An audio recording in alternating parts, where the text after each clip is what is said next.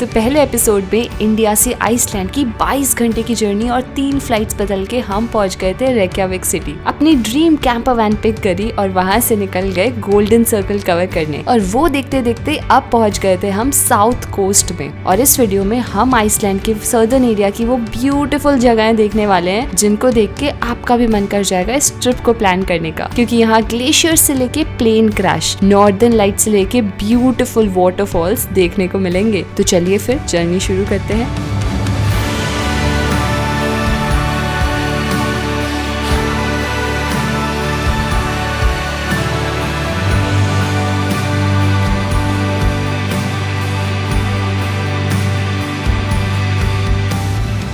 Iceland की पूरी trip पर ये मेरा अब तक का सबसे फेवरेट दिन था, और अब टाइम था आपको एक वैन टूर देने का, क्योंकि अब ये पूरी सेट हो चुकी थी। सो बेसिकली ये है हमारा वाटर टैंक जहाँ पे 15 लीटर का पानी आप स्टोर कर सकते हो। एंड देन आप इसको जब ऐसे करते हो यहाँ से पानी ये यहाँ से सक करके, and you can wash your dishes and all. Fire extinguisher है एंड यहाँ पे स्टोरेज है। यहाँ पे स्टोरेज है and you get this pan and brush to clean your camper van. This is the mini kitchen जहाँ पे यू गेट दिस स्टोव जहाँ पे आप सेट करके खाना बना सकते हो। This is the fridge, 4 degree का टेम्परेचर हमेशा मेंटेन रहता है। You can store your things. And ये सिंक है। Then we have some storage space here जिसमें यूटेंसिल्स है एंड हमने सारे जो अपने खाने का लाया था एंड ऑल सब एवरीथिंग इज हियर। तो this is the mini kitchen setup. यहाँ पे हमें ये छोटे छोटे बास्केट्स दी गई है ताकि आप अपने गंदे कपड़े रख लो। इसके साथ ये हमारा बेडिंग सेटअप, इसको थोड़ा सा सेट किया है। इनफ स्पेस है for 2 people for sure. This is like a queen size bed का साइज है। नीचे यहाँ पे सारा स्टोरेज स्पेस है जहाँ पे हमने अपना सारा सामान रखा हुआ है। इसके 2 तरह का सेटअप है। एक है ये पूरा बेड सेटअप है एंड एक होता है जिसमें आप यहाँ पे टेबल है, मैं दिखाऊंगी, टेबल बन जाती है and then you have a seating space. तो ज़रूरी नहीं हमेशा बेड सेटअप रहे, बट थोड़ा कन्वीनियंट रहता है अगर रहता है, नहीं तो रोज़ रात को आपको चेंज करना पड़ता है। It's up to you. यहाँ पे हीटर है। सो बेसिकली ये स्पेस है जहाँ से, तो यहाँ पे आप इसको खाली रखो एंड यहाँ से आपका गर्म हवा आएगी और रात को आप आराम से ठंड में भी आराम से अच्छी नींद सो सकते हो। कैसा लग रहा है कैंपर वैन में and genuine review of it? Car condition काफ़ी सही है। वोक्सवैगन, रेनॉल्ट इनकी अच्छी गाड़ियाँ हैं और प्रॉपर सर्विस में है। सो आई डोंट थिंक कि कोई इशू है इसमें एंड सेटअप बहुत कन्वीनियंट है। So that's the benefit of getting a car और एटलीस्ट अ कैंपर वैन। कार में ये बेनिफिट है that you can park anywhere and you can enjoy the beauty, but you can't cook or you can stay or you want to lie down on your bed. And let's start our trip and super excited for this whole journey of Iceland. हाँ इनायत, क्या बन रहा है? पानी गर्म हो रहा है। फिर हम क्या बनाने वाले हैं? हम बनाने वाले दलिया, मिलेट्स वाला। गर्मा गर्म कॉफ़ी, मिनी इडली, दलिया इन अ वैन जहाँ पे बाहर इतनी तेज़ हवा चल रही है। फिर हम निकल पड़े थे ग्लेशियर की तरफ, और काफी पास पहुंचने के बाद नज़ारे कुछ इस तरह से थे।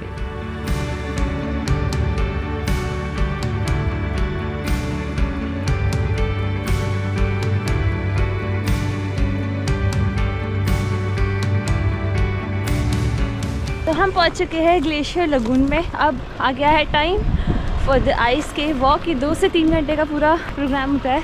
आप मीटिंग पॉइंट पे मिलते हो, यहाँ से गाड़ी होती है जो ग्लेशियर तक लेके जाती है and then you get this keel, Crampton's and then you walk towards the place. वैसे बहुत सारी कंपनीज है जो करवाती है, but we are doing it with local guide. Let's see कैसा रहता है एक्सपीरियंस। सुपर एक्साइटेड ठंड के लिए।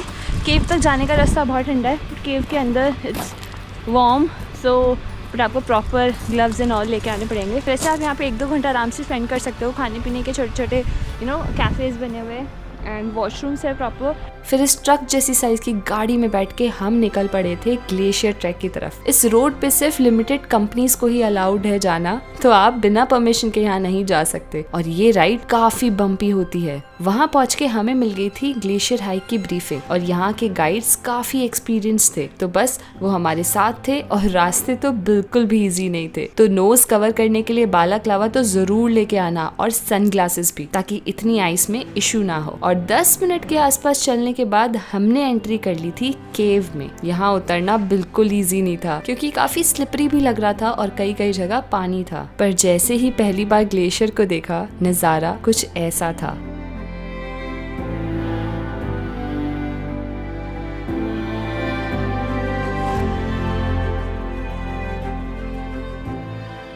तो ये ग्लेशियर के जस्ट सामने डायमंड बीच है फेमस, जहाँ की पूरी सैंड जो है ब्लैक कलर की है, क्योंकि ये लगून से जो आइसबर्ग्स होते हैं उसके बहुत बड़े बड़े टुकड़े यहाँ पे आ जाते हैं। इस बीच पे जब आ जाते हैं तो बिल्कुल ऐसे डायमंड जैसे चमकते हुए बढ़िया से लगते हैं। दैट्स वाई उसे डायमंड बीच कहा जाता है। बट इंडीड ये काफ़ी सुंदर लग रहा है। Let's go there and explore this beauty.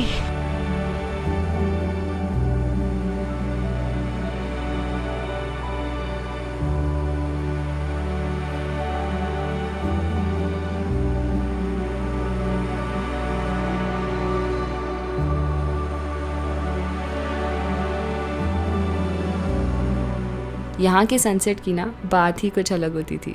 और इसी के साथ इस दिन को एंड करते हुए हम जा रहे थे अपनी कैंप साइट की तरफ। तभी अचानक हमें आसमान में कुछ अलग सा दिखा और हमसे रहा नहीं गया, तो हमने जल्दी से गाड़ी रोकी, कैमरा निकाला और जब पहली बार देखा तो दिखा कुछ ये नॉर्दर्न लाइट्स।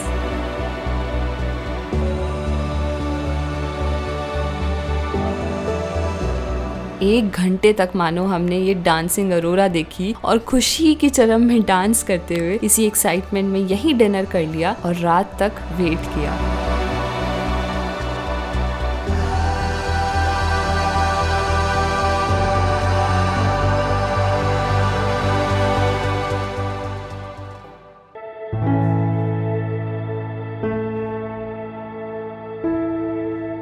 तो आज की शुरुआत हुई इस सुंदर से कैंप साइट से, जहाँ से माउंटेन का नज़ारा बेहद सुंदर था। यहाँ के साफ सुथरे वॉशरूम्स और किचन एरिया को देख के तो मजा ही आ गया था। और सबसे इम्पोर्टेंट था कि हॉट वाटर के लिए भी हमें अलग से पैसे देने पड़े। पर फिर आया टाइम नाश्ता बनाने का।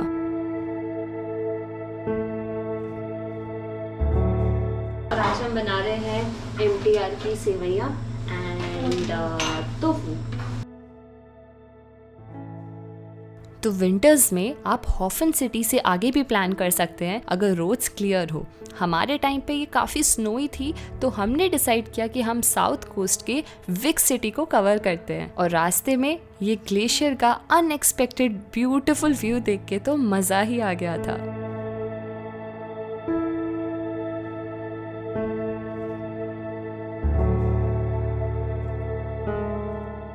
और गर्मियों में आप यहाँ कायाकिंग भी कर सकते हैं। आइसलैंड के रास्तों में आपको मॉस लैंड भी दिखेगी। और क्या आपको पता है कि यहाँ 600 से भी ज्यादा स्पीशीज की मॉसेस प्रेजेंट है। तो बस इन्हीं को देखते देखते हम पहुँच गए थे विक सिटी में।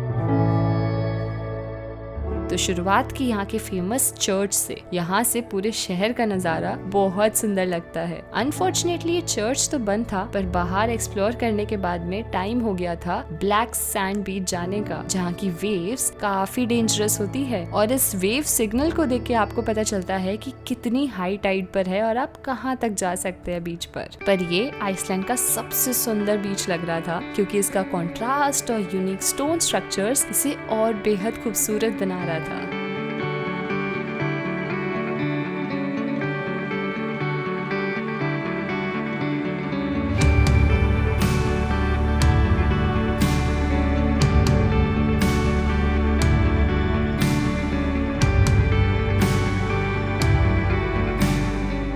यहाँ से जाने का मन तो नहीं था, पर आगे की जगह उतनी ही यूनिक होने वाली थी, क्योंकि हम पहुँच गए थे DC प्लेन रेक पर। जैसे कि आप देख सकते हो, feel like you are walking on a barren land. All the पूरी स्ट्रिप्स बनी हुई है, तो आप ऐसे खो नहीं सकते हो प्रॉपर।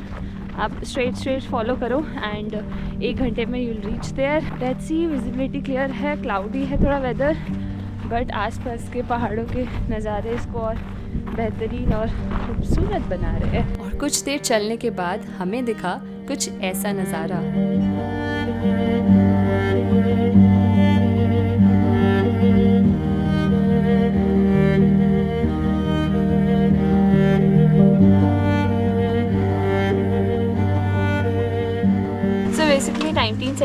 2019 में एक प्लेन था DC-3 जो कि यहाँ पर क्रैश हुआ था। लकीली कोई मरा नहीं था इस पूरे इंसिडेंट में, बट इसकी प्लेन की जो रिकवरी कॉस्ट थी वो काफ़ी हाई थी, जो कि गवर्नमेंट को इतनी एक्ट नहीं लगी कि आप इतना पे करो रिकवरी के लिए, तो यहीं छोड़ दिया मेजर पार्ट्स ले जाकर। एंड तब से ये बहुत ही फेमस साइट बन चुकी है। एंड जस्ट इसके पास में आपका बीच है, तो ब्लैक सैंड बीच के स्ट्रेट में ही है, बट ये बहुत लंबी वॉक है। और यहाँ पे शटल बस भी जाती है, तो अगर आपको 40 मिनट का रास्ता कम करना है तो बस आपको लिटरली यहाँ तक एंड तक छोड़ेगी एंड वापस ड्रॉप कर देगी पार्किंग पॉइंट तक।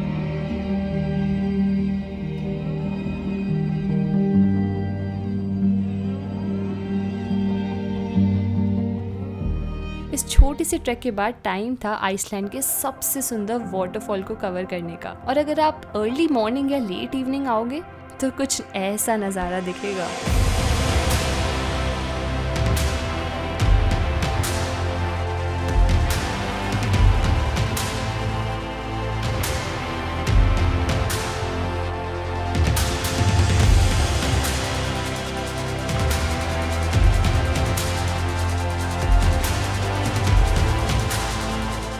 और बेस्ट पार्ट ये था कि आज रात की कैंप साइट भी इसी वाटरफॉल के पास में होने वाली थी, जो लोकेशन वाइज अब तक की बेस्ट जगह थी। बट सर्विसेज बहुत ही नॉमिनल थी और सफाई तो बिल्कुल भी नहीं थी। तो आज की शाम यहीं बिताते हुए हमने साउथ कोस्ट की यादों के साथ अपना दिन एंड किया, क्योंकि अगले दिन हम जाने वाले थे आइसलैंड के वेस्टर्न एरिया को कवर करने, जो कि काफ़ी रोमांचक और स्नोई होने वाला था। पर इसके लिए आपको नेक्स्ट वीडियो का वेट करना पड़ेगा, क्योंकि वो उतना ही खूबसूरत और सुंदर होने वाला है। तो तब तक के लिए don't forget to like, share and subscribe, और हम मिलते हैं जल्द ही।